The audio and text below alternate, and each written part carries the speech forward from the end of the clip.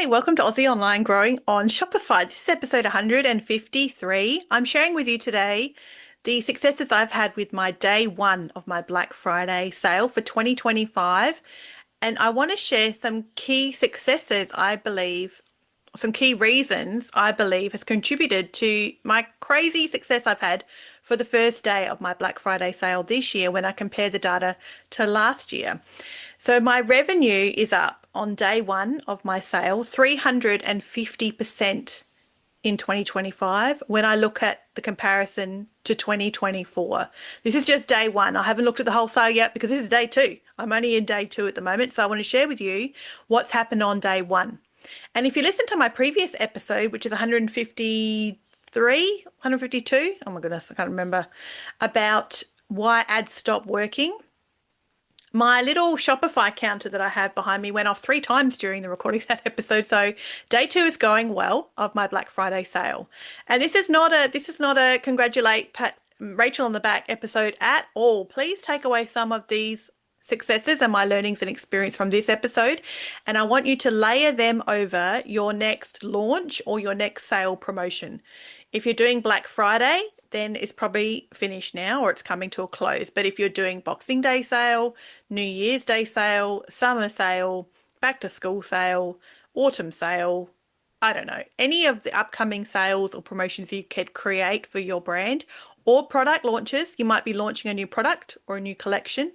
You can take away some of these ideas and see these successes for yourself and then trust the process. That is such a cliche, but it's so true. Set up a strategy, feel like you ticked all the boxes and you've been very deliberate and considered in how you have structured your campaign, your launch, your strategy, your planning, and then execute it and trust the process and then start to pivot as things happen on as the rollout happens, as the sale happens, as the launch happens, then start to pivot and pay attention to what's going on. Especially if you're running a large budget with ads, I'd please encourage you to make sure you pay attention as the sale happens, to keep a check on what your cost per result is, your reach and your frequency as well. So who are you reaching? How often are you reaching them? Is there some overlap between your campaigns? Are you spending too much? Is there room to spend more? So that you don't start eating into your profits. If you're spending a lot of money per day on ads, which I am with Black Friday, I didn't actually even look at the total amount per day. I think I'm spending 300. It's a lot of money a day on ads at the moment, $300 a day. I have to be very careful not to let things run. Like today's day two and I've quickly checked, but I will look properly tomorrow on day three to look at my reach, my frequency, my CPM. And CPM is important to look at because I want to know how much Meta is charging me to be in someone's feed. If it's too high, that gives me a clue there's something wrong with that ad and I probably need to rethink it. So my reach, my frequency, my CPM, and my cost per result. They're the metrics I want to be looking at often as the sale happens, especially spending a budget that I'm spending per day. If you're spending $100 a day during your sale or your product launch, then check in your ads every 4 days, 5 days, and do some adjusting and just make sure nothing's getting out of control.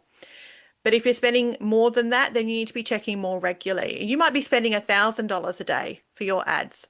That's not unheard of, absolutely, especially during something like a sale period across Christmas. Like if you're going to run some ads through December and do a Christmas sale, you could actually do a big Christmas sale. If this episode inspires you, do a sale from the 1st of December to the 10th of December and do a big Christmas push, gifting, whatever you need to put together. You might be wanting to spend $1,000 a day on your ads.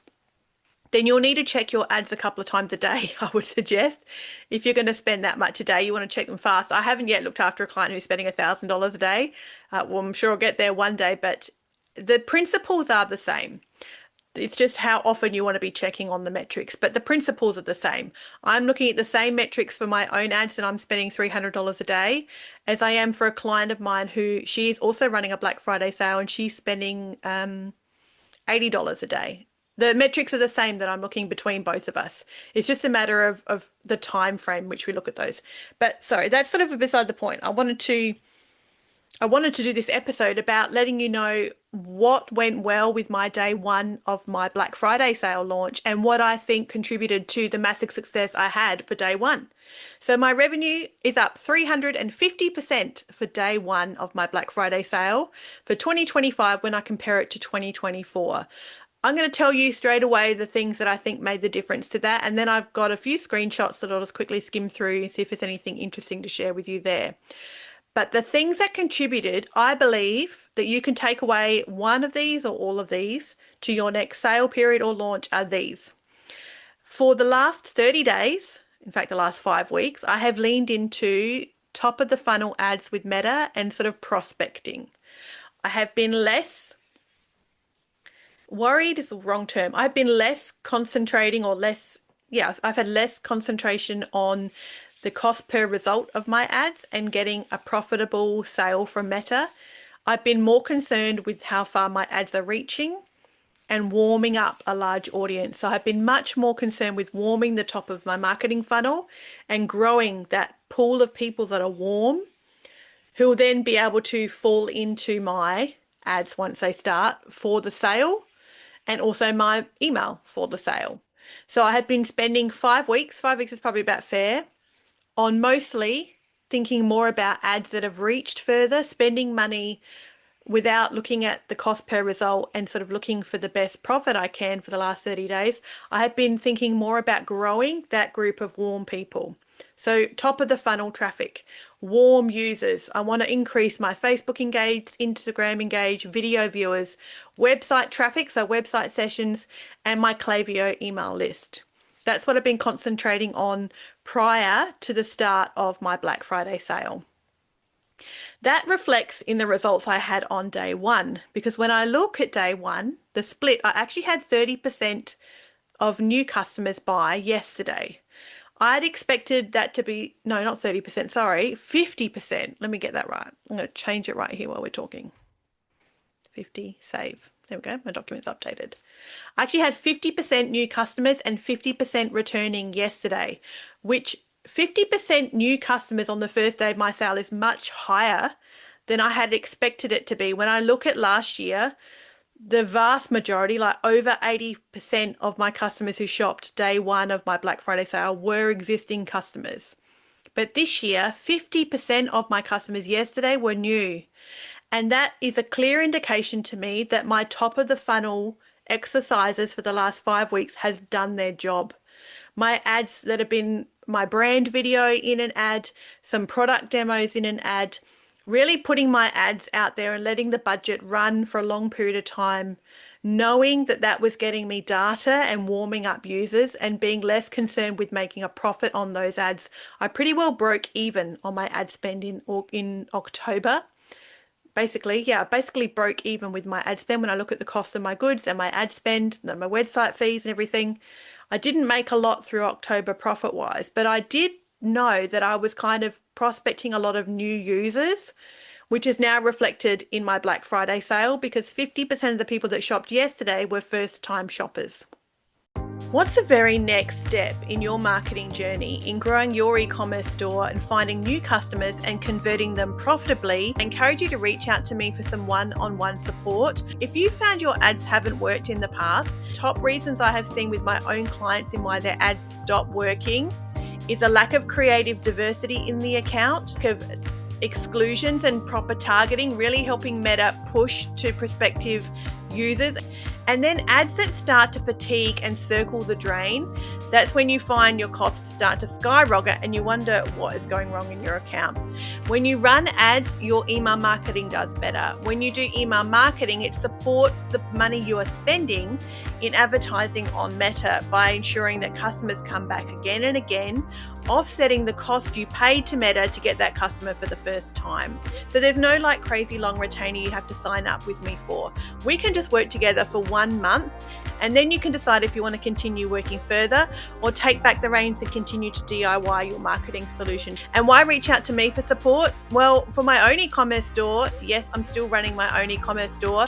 And in 2025, my revenue is up 100%. I've doubled my revenue so far based off of 2024. The email marketing revenue I've had this year so far is 80% higher than it was for 2024. So I'm in a perfect position to support you in growing in your next steps.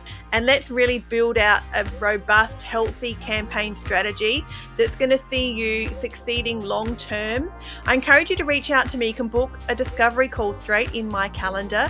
We can chat for 20 minutes about your business and the immediate next step you need to succeed in meta ads or in your email marketing. You can find me at Aussie Online Growing on Shopify.com.au. You can reach out to me just by booking a discovery call straight in my calendar. Let's chat for 20 minutes on Zoom and see how I can support you in winning to find new customers to grow your e-commerce store here in Australia next. Back to the episode. That's something you can absolutely take away with you for the next launch you're going to have or next promotion or sale of some description, is to consider a period of time prior where you really are having a concerted effort towards growing the top of your marketing funnel and growing all that warm group of people, the warm users, that big pool of people. Susan Bradley says a pool of people. What the e-commerce roadmap is the best podcast for e-commerce ever. Susan Bradley is my idol. One day maybe I'll meet her. She's in Canada and I've listened to every episode she has ever produced. I think now she's up to 260 episodes or something. She has a big agency in Canada, which I have joined a couple of times myself to learn different e-commerce tactics and marketing tactics. Anyway, I love her so much and you should definitely follow her podcast. It's called the E-commerce Roadmap. And she often says you need to grow your warm pool of people. There's a pool of people that you need to warm. And if they're not there, you will not see success with ads, because Meta will target your warm people first. So it's going to go after the warm users that you have already before it starts prospecting new, which is why I've spent so many weeks letting my ads run, knowing I was sort of breaking even and not much more, with the express purpose of trying to convert as many as possible yesterday for day one of my sale. The second thing you can absolutely do that I did that I think was a huge contributor to my success yesterday was letting all of these people know that I was going to go on sale. I spoke about this in a previous episode when I was sharing with you about planning for Black Friday, is if you find your sales start to tank prior to Black Friday or prior to any sale period, like I said, this is not just a Black Friday thing. If you find that your sales start to tank prior to an upcoming sale period of some description anyway, maybe just lean into it. Don't spend twice as much energy to try and keep the same amount of sales you would normally expect. Does that make sense? So don't expend twice as much energy yourself as the founder and every other role in your business to just try and basically claw your usual revenue or hold on to your usual revenue. Maybe park it, cut it off, decide, right, the next 2 weeks is going to be really low in sales. Do I spend twice as much of my usual energy just to try and get my usual revenue that I got 2 months ago? Or lean into the fact that that's just going to happen, that's consumer behavior, and let people know I'm going to go on sale. What to expect, what to wait for, what to get excited about, and then wait, and then not wait, but do you know what I mean? Like lean into that messaging with them and then expect a huge bump, because you probably will see a huge bump on day one of your sales, instead of like desperately trying to hold on to your usual revenue when it seems to be like lagging and lagging and lagging, and you're spending more and more and more energy just to try and keep hold of it. It actually just feels like a huge energy suck.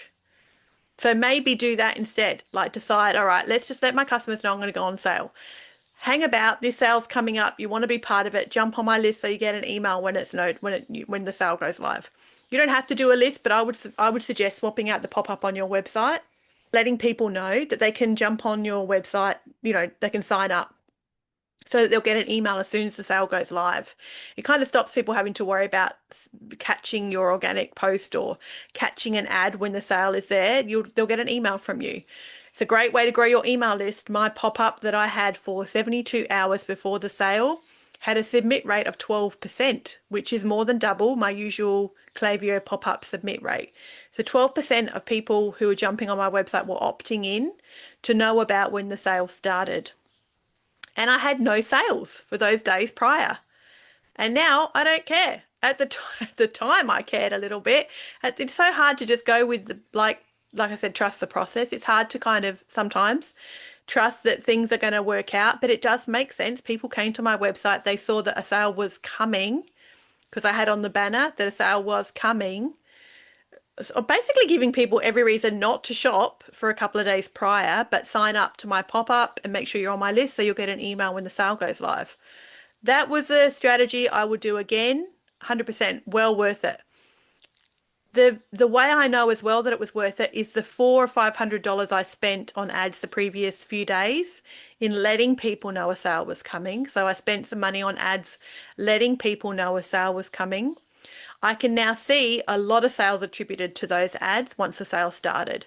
Lots of those ads that were running that were telling people a sale is coming then had sales attributed to those ads based on Meta's attribution window once the sale started.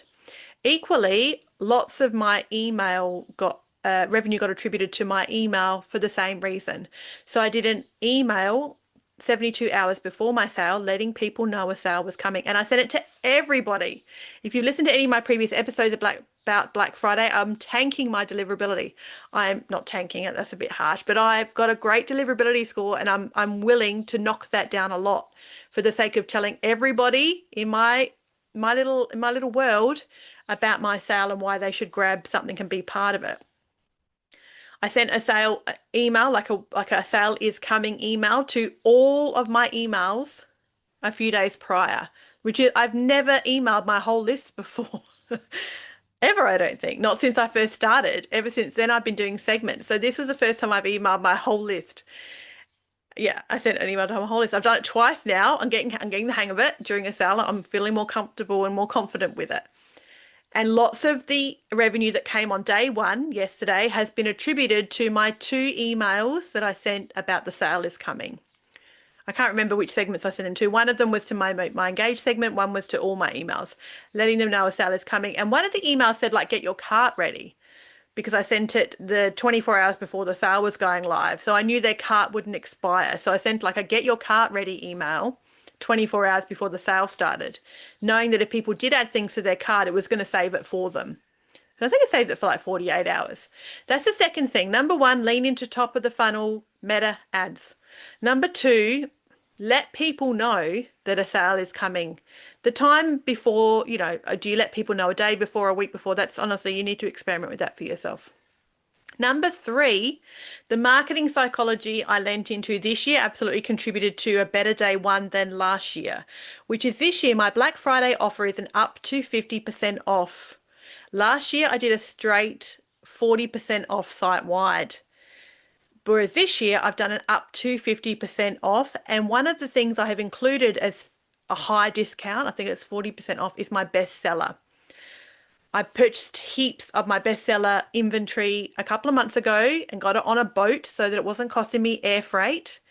Waited a long time for it to get here, knowing the margins were better for me and that I could offer it at 40% off. And it's my bestseller, which is enticing for customers to come to the website knowing that the product that has the most reviews and has been my bestseller on my homepage is now 40% off. So I leaned into marketing strategy a bit more this year, and I've also included a gift with purchase. I've never done a gift with purchase for a Black Friday sale before. And this is a strategy that e-commerce equation teaches inside the course I'm part of at the moment, is a gift with purchase as part of Black Friday. And that's gone really well.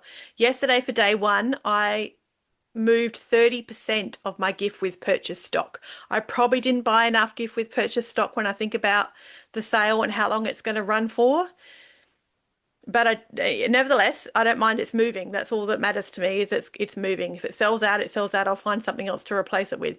But my gift with purchase that I got specifically for Black Friday, again, I bought it like a couple of months ago, so it was on a boat. So if you're doing a sale in February, get something now so that it can be on a boat to you instead of air freight. So it's far cheaper to get it to your door, and do a gift with purchase as part of your promotion or product launch, and lean into some more marketing psychology around it. Just ask ChatGPT, like, what if you've got an offer in mind or a launch in mind, just jump on there and ask it for some ideas or some variations and see what stands out to you as something that feels meatier and feels more attractive as a customer, that maybe doesn't cost you any more as a founder. So the payoff for you is just more profit, but customers are getting a far better deal from in their mind from what they're seeing as the offer. And the last one I want to share as a reason I think things have gone so well on day one is I have an automatic discount price on the website. So instead of a coupon code, instead of adding something to cart and seeing the discount, it's got already sale. Every product has a little sale tag on it. I'm just using bold, I think it's bold discounts, an app. I'm just using an app to do that automatic discount. So it's already showing the discounted price on the product. So you can look at the whole collection and you can see little sale tags on all the images. Instead of a coupon code or instead of an automatic discount where you have to add something to your cart and then you see the discount applied from Shopify, this automatically shows it to you. Even a strike through would be cool. I was going to get an app with an actual strike through, but I didn't end up looking into it too much more. And then gamify your cart somehow. If you haven't already, then a sale or product launch is a great way to gamify your cart. If you have free shipping, you want to include that in your gamified cart. You know, like spend $50 more to get free shipping, blah, blah, blah. Whatever your little promotion is, get a gift with purchase. Spend $100 more to get a gift with purchase. My Shopify counter went again. This is exciting for me, guys. I'm saying it 2 episodes in a row now. I had somebody else put a sale through. My little Shopify counter just clicked over.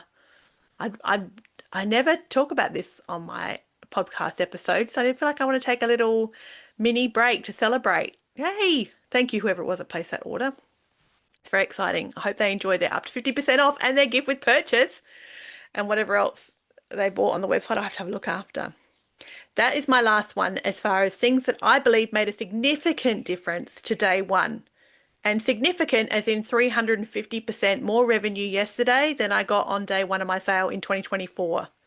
So top of the funnel prospecting on ads, letting the group of warm users know, and also my whole email list know I was going to go on sale prior. A bit of excitement leading up to it, showing them the gift with purchase they could qualify for. Like, let's all get excited about the upcoming sale. Leaning into more marketing psychology with the sale, so an up to percentage off rather than a straight, site-wide percentage off, and an automatic discount on the site. Like it's obvious. You're on the website and it says sale, sale, sale, sale on all the products that are discounted, and the cart is a bit more gamified. They are I believe, the things that did actually make a significant difference to my launch this year for Black Friday as opposed to last year. And I wasn't even disappointed with last year either. But this year is just blown me out the water. Let me share a fun couple of screenshots with you, or I've got to look at them. I've got them saved for nostalgic reasons just before I say goodbye. I hope you can apply some of these to your next product launch or promo. I'm sure you can. Just pick one or pick a couple. I'm sure you will see more success by being a little bit more considered and planning a little bit ahead of time. Like I said, don't feel like you're too late now for Black Friday and can't do it. Just think about what you could do early next year and put one of those strategies in place. But I took a couple of screenshots because I was just so excited. So at 8 o'clock yesterday morning, before the ads had started and before I sent my email, the sale was live. I already had 22 visitors on my website at one stage. Like, I looked and I saw there was 22 people on the site. There was 5 active carts and someone was checking out. So the products were already discounted, but I hadn't yet swapped out my website banner. I hadn't fixed the pop-up yet or the flow. I hadn't yet turned my ads on. I hadn't sent an email yet to say things were live. But because I had sent the emails prior about a sale was coming up, and I had ads prior about a sale coming up, 22 people were on my website. And there were 6 orders already placed, so people had already got themselves a bargain before they realized there was a gift with purchase linked to it, etc. All these things I can obviously learn for next year to maybe do a bit earlier. And next year I'll probably duplicate the theme. You know how you can duplicate your theme and set up a sale theme, so you can just switch the whole thing over? I'll probably do that. But I really didn't expect so many sessions and people on the first day, so I was a bit caught off guard. So that was pretty cute. I took a screenshot for myself because I was so excited. So that's before the ads even started to say the sale was live, or before I'd sent my email to say the sale was live. And the next thing was I took a screenshot because I thought it was fun, that I had 4 Afterpay orders. Out of those 6 orders for early and yesterday morning, 4 of them were Afterpay. It's taken me forever to get on the Afterpay train, guys. Most of you have probably got Afterpay, ZipPay. What's another one? Uh, Kana? Karma? I'm not sure. So many, like on your website, you probably already do. And I don't know why it's taken me so long to get around to it, but I finally added Afterpay about a month ago. And yesterday, I've had a few sales, so that's been great in the last month with Afterpay. But yesterday morning, I couldn't believe it when I looked. There were 6 orders at 8 a.m. before the sale had started, and 4 of them were Afterpay. And I thought, why did I take so long to put Afterpay? So if you're thinking about it, 100% do it. And then I took one more screenshot for fun, which was an hour into the sale starting. So the sale had been running for 1 hour. I had had a conversion rate of 7.6%, and I had had 16 orders in my first hour. I was thrilled with that. And heaps of them were really expensive. One person spent 260, 330, 150, like big, meaty, bulky orders. And that was 1 hour after the sale had started. So I was just, I was, my jaw was on the floor. I was so thrilled. That's how it sort of panned out. So at the end of the day, my conversion rate after day one was 4.85%. And 50% were returning customers, which was great, but I couldn't believe 50% were also new. That was crazy. And my average order value was up 50% from October. So my average order value just yesterday was up 50% on October's average order value, which is also a really cool stat after day one. And I think I've already said to you, lots of those sales were attributed to email and to those ads that were letting people know a sale is coming. But also a lot of the sales attributed to my regular ads. Like I said, I've been running top of the funnel ads for 5 weeks prior, really thinking about prospecting and growing that group of people, not so much about profitability for myself on ads for basically a lot of October. And a lot of those ads that had been running for a few weeks through October also had the sales attributed to them as well. So not just the ads that I had running saying a sale was coming up, but my regular ads that were running my founder story and a product demo and customer review, like sort of some of my regular ads that had been running for a couple of weeks, lots of the sales were attributed to those ads too. All makes perfect sense, and I was really thrilled about that. That's how day one washed up, and now we're in day two. So I will check in again at the end of the sale. I'm sure I'll let you know next year how everything panned out. But I'm excited. I'm excited as well because I now am very clear about looking at my ads and making sure I can analyze what's happening, what's going wrong, what to lean into, what to pull back on to keep things pumping. I'll probably do a mid-sale offer as well. So I might do a free shipping day or something, or a new product launch. I'm not sure exactly when yet. I'm going to just play it by ear and watch as my metrics start to drop. Today's obviously lighter than yesterday. Day one of a sale is always going to be crazy. So day two is definitely pulled back, but I'm thrilled at how day two is going. At the way day two is going at the moment, I'm going to end up reaching my target from day one last year. Then I'll be like really thrilled. So things are going great, and they can absolutely go great for you as well. Take any of these suggestions I've given you on how I think contributed to the massive success I had yesterday and implement them for your next sale or promotion. Thanks for hanging out with me today. I'll see you next time. As always, keep learning.